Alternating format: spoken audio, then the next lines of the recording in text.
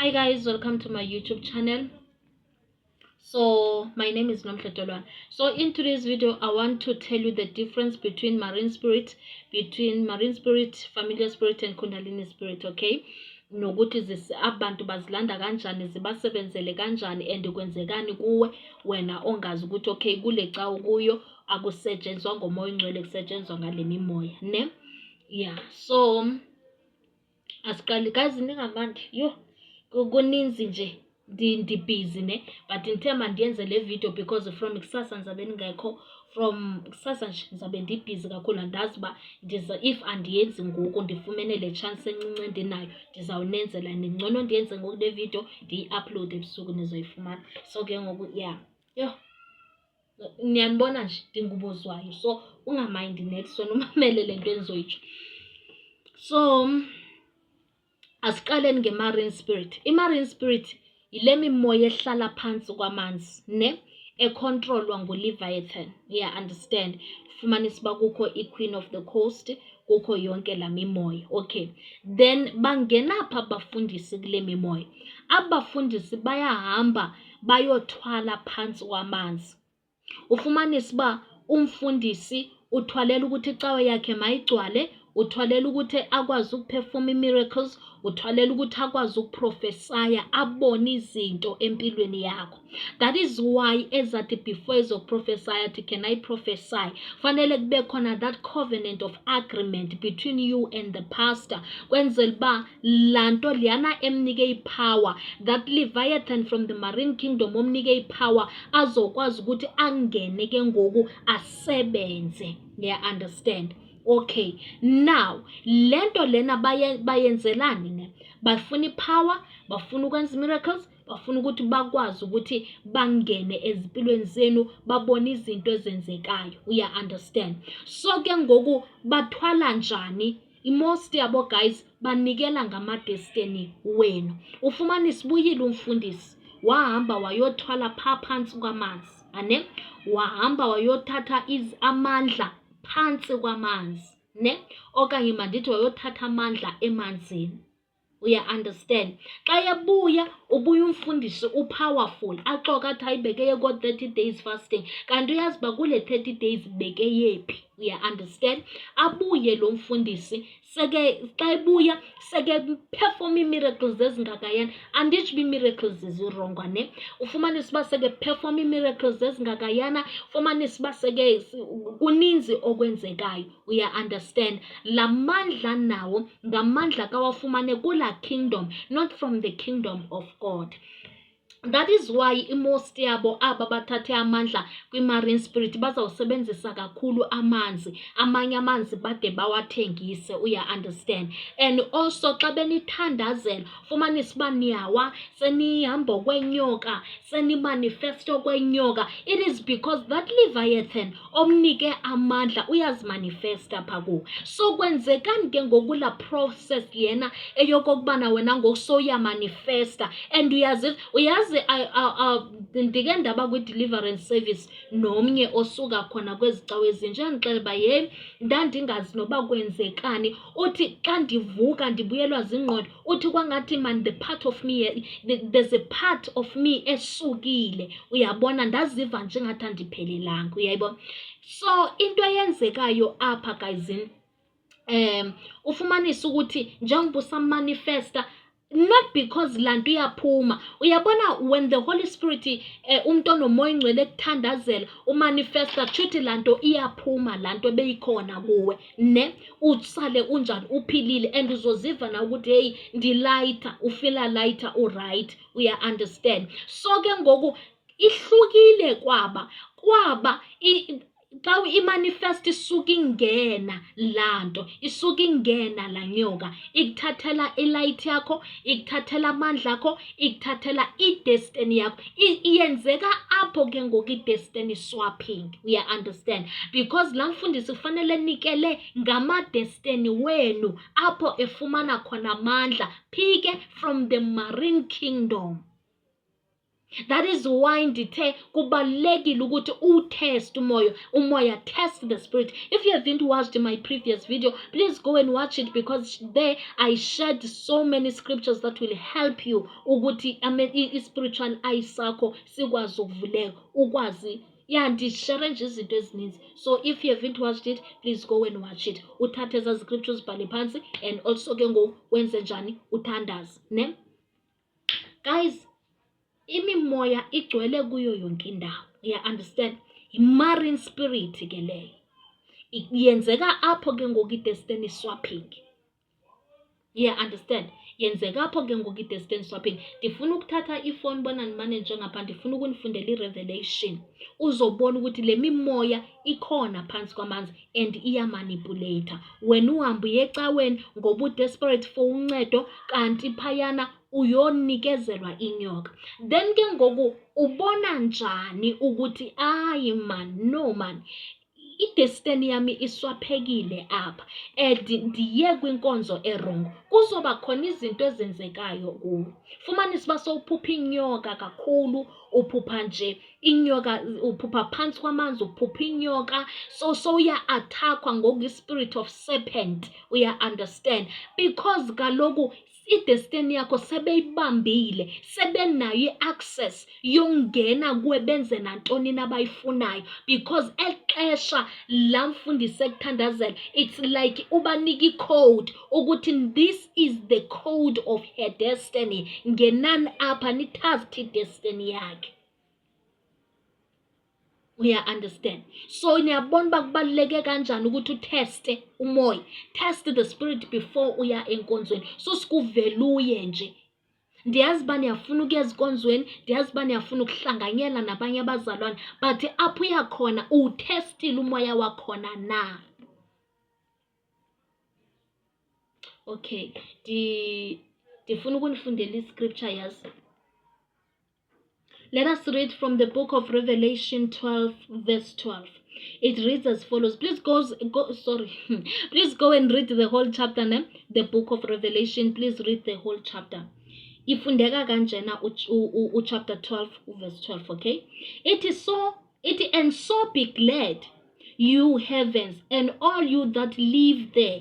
But how terrible for the earth and the sea, for the devil has come down to you, and he is filled with rage, because he knows that he has only a little time left. Ne? So, xa sithetha ngokuthi guys, ayikho indaba ukuthi umuntu uthatha amandla emanzini. Lanto like it's a manipulation from the devil. Usuke uthatha nje amandla obumnyama owazisayo, wenza i-covenant nento zobumnyama ezizoxaka. Abantu basiphikise. Niyaliva ilizwi lithini? Injalo guys, i-marine spirit liyana. Nisezothetha ngayo lento guys ukuthi ngena kanjani emntwini. Kukhona yazi ukuthi abantu abapossessed i-marine spirit, but nizoyenza ivideo ecaleni ukuthi ubona kanjani lo muntu upossessed i-marine spirit, lo muntu udinga i-deliverance, that person need deliverance, udinga ukudeliverishwa from le marine spirit. Ndizonenzela ivideo. Ufuna sithetheni ngalento ni understand ukuthi ubomi it's really spiritual. Ne? Okay. Now, ufumanisa ukuthi i-destiny yakho seyiswaphekile, ne? So uqala uba ne-attacks, attack-ulekwa zinyoka, kunemimoya ekutsalayo ikufuna ukufaka emanzini, uzibona uphakathi naphakathi nolwandle. Ufumanisa uba mhla omnye umuntu udathi kumnomhle ndiphupha ndiye ecaweni, kodwa ndizibone sendiphakathi naphakathi nolwandle. Uyayibona? Ezinto ezo zidinga i-deliverance. Understand? Okay. Now, nansi ke ngoku enye, which is i-familiar spirit. I-familiar spirit, umoya wobungoma, ne? Isangoma guys, they do speak ukuthi abefundisi benu bayeza bazothatha amandla kuthi sizizangoma. Yabona? Bathi bathatha amandla kubo njengezangoma, bafike banideceive. Niyabona bibuhlungu kanjani xa ifika apho uya ecaweni, kanti le cawe isebenza ngamandla wobungoma, ngamandla we-familiar spirit. So ke ngoku phana kwenzekani? It's the same thing. Abantu bonke bafuna i-power, bafuna i-miracles, bafuna ukuswapha idestiny zenu. That is why uzofumanisa uba xa uye kule nkonzo man sowuqala uphupha wena boyele deliverance but sowuqala uphupha amabhayi sowuqala uphupha because amandla asetshenziswa ngulo mfundisi asuka from the familiar spirit abasebenzisa amayezi ukuthi icawe zabo zigcwale. Azifani ke ezi spirits. I-marine spirit ayimfuni umuntu ongekho pure.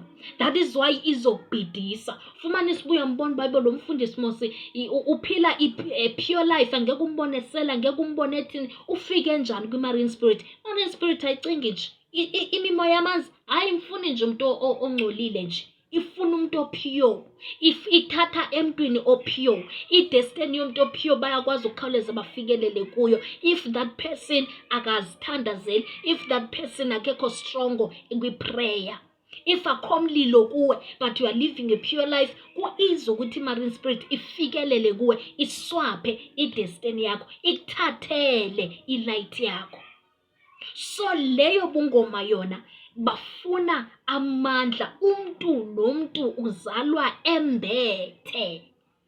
That is why uzofumanisa uba if uye kwinkonzo enomfundisi osebenza ngomoya wobungoma ethathe izinto zangomeni amayeza wafika wawasebenzisa wagubhela ecaweni ukuthi nigcwale nibe zimfama ningaboni okokuba nakho moya oyingcwele apha, ufumanisa uba sowuya attackwa, ufumanisa uba so sometimes kuba nezichitho because xa ungasebenzisi ezinto ufumanisa uba sowunamaqhakuva ngathi umuntu onesichitho kanti usifumene phaa kula cawe. So uqala uphupha amaphupho wamabhayi nentoni uyifumane phaa kula cawe. La moya ukulandele from la mfundisi. Abanye they even lose their job. Abanye they even lose kwi-businesses zabo.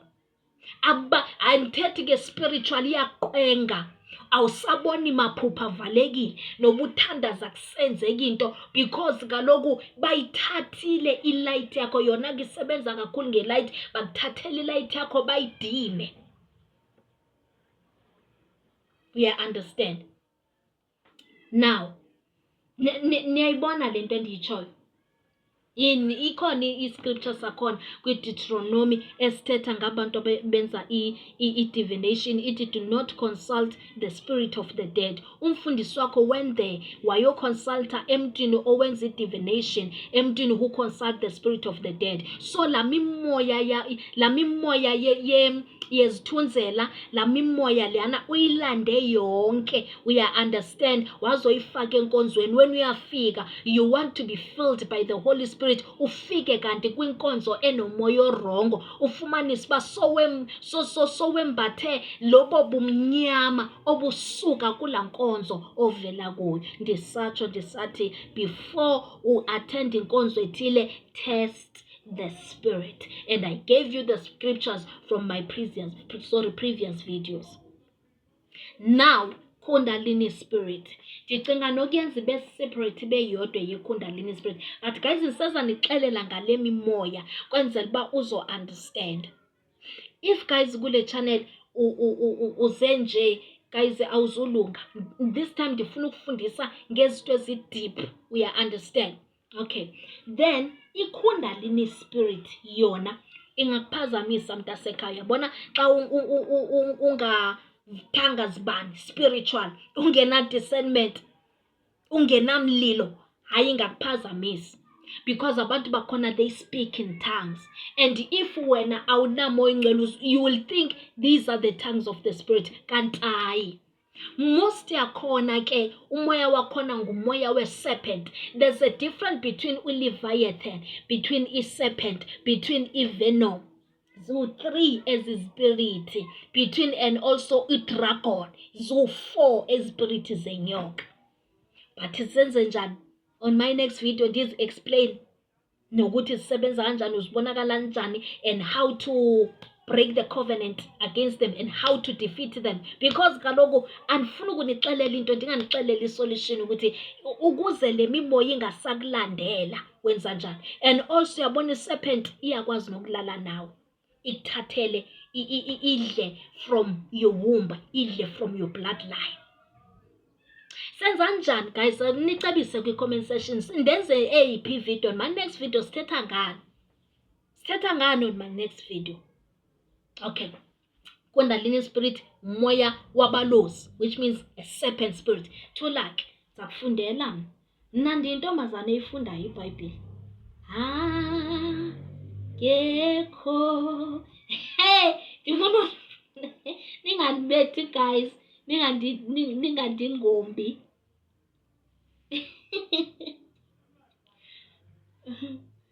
Ningandibethi ne, ndizama ukunivula amehlo.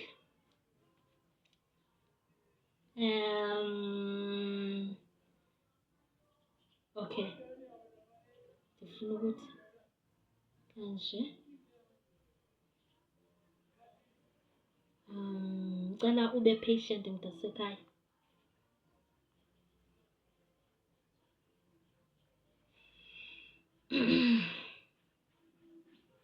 Because ilapha kwincwadi ye-Acts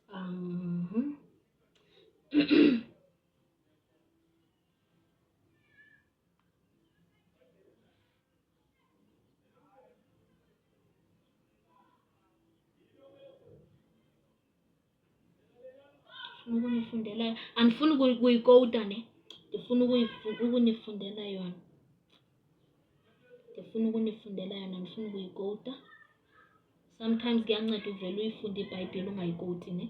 Okay, nayi ilapha kwincwadi ye-Acts 16 from verse 16 ngathi to 18. Let us read from the book of Acts 16, Acts 16, from verse 16 to 18. Let us read together. One day, as we were going to the place of prayer, we were met by a young servant woman who had an evil spirit that enabled her to predict the future. She earned a lot of money for her owners by telling fortunes. She followed Paul and us, shouting, "These men are the servants of the Most High God. They announce to you how you can be saved." She did this for many days until Paul became so upset that he turned round and said to the spirit, "In the name of Jesus Christ, I order you to come out of her." The spirit went out of her that very moment. Yiyo ke Kundalini spirit. Angakuxelela i-future, uyabona, angakuxelela your past, your present, your future, yonke lanto. Moya wabalozi, Kundalini spirit, iyona abayisebenzisa kakhulu. Ubona njani ke ngokuthi kule cawe kune Kundalini spirit? Ane? Ubona ngokuthi ukubone xa usenkonzweni kwehla umoya oyingcwele. Umoya oyingcwele guys uhumble. Umoya oyingcwele awuphithizeli. Umoya oyingcwele awuxabhazeli. Ne? Xa kwehla umoya oyingcwele wonke umuntu ufuna umanisa abanye bayagoqa bathandaza, abanye baphakamisa izandla, they are worshiping, abanye kwehla inyembezi bayakhala. Uyabona ukuthi man abantu they are filled by the Holy Spirit. But kwiKundalini ke ngoku yona xa abantu bepossesswa yiKundalini spirit, ufike benza kanje, benza yonke la mikhuba, bethetha izilwimi ezingekhoyo, bethini, abanye behamba ngenyoka, kuthiwa kumanifest spirit. That's Kundalini spirit. Yona ke yenzani kuwe? Nayo isebenza ngedestiny, but lwa moya umoya we-serpent. Hey, andazi man, eyiphi enye i-translation endingayifumana? Nansi NIV man, thula ndinenzele.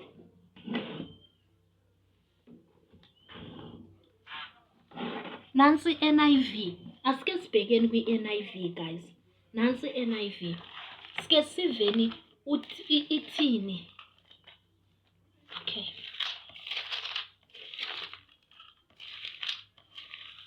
Ithini lapha kwi-NIV? Niya understand? Ndifuna ukunifundela at 16 verse 16.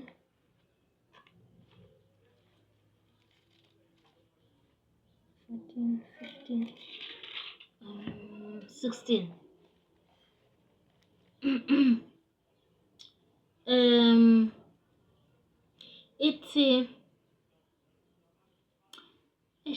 ingafani phansi ifane yazi nelantukana khawuthi ke ndiyibheke kwi-King James. Ningakhathali guys, andithi siyafunda sonke.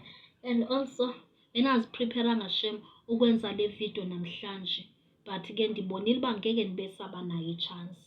Nkosi yami, hayi okwama kwezandla.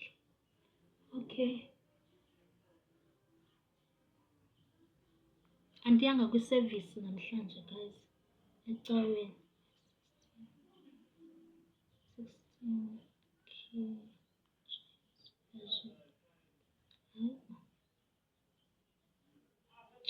ndiyifuna kwiservice yanamhlanje. Eyi, ndiyaphithizela namhlanje kuninzi. Okay, kwi-King James ithi, and it came to pass as we went to prayer, a certain damsel possessed with the spirit of divination met us. Okay, ndiyifuna yonke ke tana. Why